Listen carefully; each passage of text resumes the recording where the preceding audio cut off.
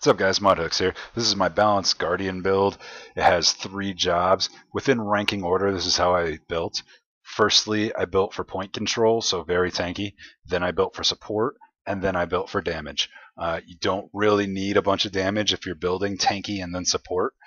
If you build for damage, you're going to lose those, and those really benefit your team, so it's a real game changer if you build for tank and then support first. The damage is kind of necessary. You don't want to build for full support. You're going to find yourself out of cooldowns and not being able to help the group out in a group fight where an extra DPS is a little necessary. I go with the Greatsword and the Scepter. The Greatsword provides a little extra damage, a lot more than the hammer does. I go with the Signet of Judgment. As we see here, it gives you 10% reduced damage. That's like having 1,000 vitality and 1,000 extra toughness that you can't even get. It reduces damage from direct damage. It reduces damage from condition damage. It's completely amazing. I use the Tome of Courage. That extra heal provides so much support. It's a complete game changer for you. It will heal Beautiful and 4 others. So in PvP, it's the whole group. To yourself, it's completely amazing just for point control. Here we have some just showing kind of the hammer and my disappointment in it. It needs some love, guys, and we need to kind of bring it to the attention of ANET.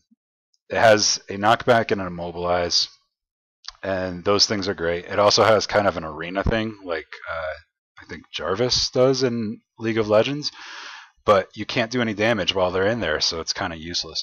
The knockback kind of sucks also because you can knock them back, but by the time you get to them, they're back up.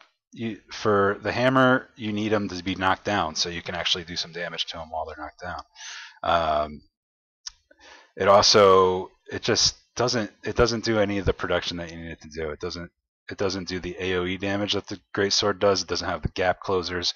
It doesn't have the pull, and the pull is great, as we're going to see later. What they did was they gave it a 45-second cooldown chill, which only lasts for 4 seconds, and it's a proc. You can't even use it. It's in a trait tree. That's what they said when they said they were going to give it love. That's all they did. That's absolutely useless. If you can't control when you're going to use a 4-second chill, and then you have to wait 45 seconds, then you might as well not even use it. It's worthless because it's going to be used at a time where you don't necessarily need it, when they're focusing you down, and by the time that they're ready to run away, you're going to have it on cooldown. The sword is a different scenario. You can provide that damage for your group. You still have all of your abilities to provide some sort of support, and you can hold the points and bring people down with it. As we see here, ranged like to get up on this cliff. I'm sure you noticed it. You can just bring them right down with that, and that's a game changer for this point. You want to have a Guardian on this point just because they can do this with the Greatsword. Melee can't get to these guys, and they can just completely destroy you. Get on the point and take it. Not with the Guardian. Another bad thing with the hammer is that it has a 2-second swing on its auto attack. It's not 2 seconds, it's like 1 3/4, but it's a very long swing. If you can't dodge it, you're a moron. Everybody dodges it when they see that coming, and it doesn't even do a ton of damage. It should be damage multiplied by the time of the swing, but it's not. It's lacking. So I go with the Greatsword. It provides you that extra damage so you can get some 1v1s, and when you do get them, you can take them down, and they're going to be frustrated because they're going to get you down to about 25% health before they notice that you're not going to go down too easy. As we see, I have a warrior, a Greatsword warrior. If you ever fought them, you know they're pretty tough to kill. They do a ton of damage, and they're pretty tanky. I use the Scepter to counter ranged or just to get the jump on people. If you're on a point, you want to hold that point, you want to keep on the Scepter, and that way you can actually get some damage on people as they're going in, or as you're closing in on them.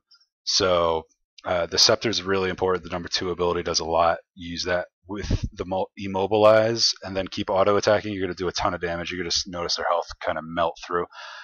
The heal ability is a game changer. So you see here, we're going to res this person. We're outnumbered. That person had low health. I had low health. They could have easily killed us. But much to their lament, we're going to hold that point. It's going to let you get some people there, even if you are outnumbered, and you will die even with that heal. It'll provide enough because you're just built so tanky that you can hold a point against over 3 people.